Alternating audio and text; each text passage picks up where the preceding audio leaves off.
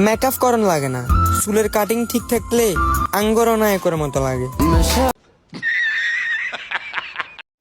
Hello WhatsApp guys, তো তোমাদের সকলের কি অবস্থা? আশা করি তোমরা সকলে ভালো আছো। তো আজকে নিয়ে আসলাম অস্থির বাঙালি কিছু অস্থির ভিডিও নিয়ে। তো ওই ভিডিও দেখার পর তুমি হাসি থামা রাখতে পারো তাহলে কমেন্টে বলবা, আর যদি তুমি হাসি না থামা রাখতে পারো তো একটা করে লাইক দিয়ে দিবা।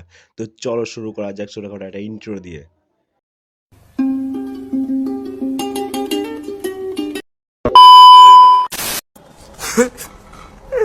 ভালোবাসতে মানে আগে বলবা না, কেন আমার জীবনটা নষ্ট হলো? ভালোবাসতাম তোমাকে সাদিয়া, তুমি বলবে আরেক জায়গায় ভালোবাসা, কেন আমার জীবনটা নষ্ট করলো সাদিয়া? না সাদিয়া, তুমি এই কাজটা একদমই ঠিক করো নাই। কেন ভাইয়ের বোনটার এইভাবে ভাঙ্গা দিলা?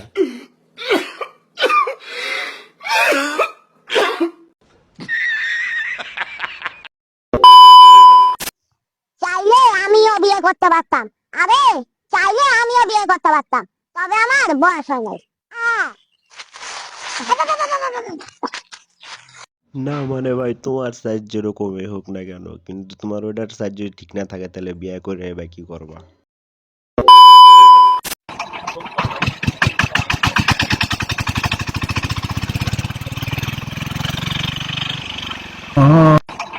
তো ভাই, যারা বলে বাংলাদেশে কোনো ইঞ্জিনিয়ার নাই, তো তাদের জন্য এই ভিডিওটা দেখো ভাই। বাংলাদেশে কত বড় বড় ইঞ্জিনিয়ার আছে, কলা গাছ দেও কি বানা মিশিং।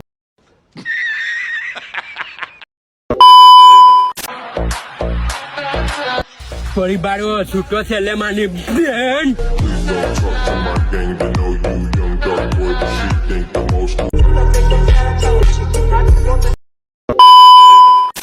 বিশ্ব নবী অকমানে তুমি রাখাতে তোমার মন মুসলিম নয় মুনাফিক তুমি নবেদের দুশ্মন।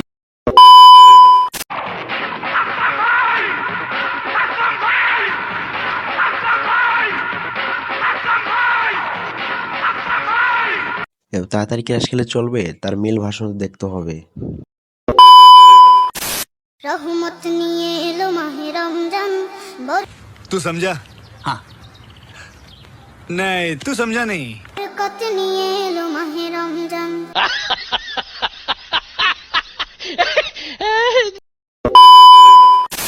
যে বাংলাদেশের এই যে আমি সুপারস্টার খুঁজে নিয়ে এসেছি, তো যদি আপনার পছন্দ হয় তাহলে কমেন্ট অবশ্যই বলে দেবেন। তো ভাই আজকের মতো বিদায়, সামনে দেখা হবে নতুন আর কোনো ভিডিও নিয়ে, অস্থির বাঙালির অস্থির কিছু ভিডিও নিয়ে। তো তোমরা যে এখনো সাবস্ক্রাইব করে রাখো, সামনে আরো নতুন করে ভিডিও বানানোর চেষ্টা করবো, আরো ভালো করে ভিডিও বানানোর চেষ্টা করবো। তো তোমরা যদি পাশে থাকো তাহলে উৎসাহিত হবো। তো আজকে মতো টাটা।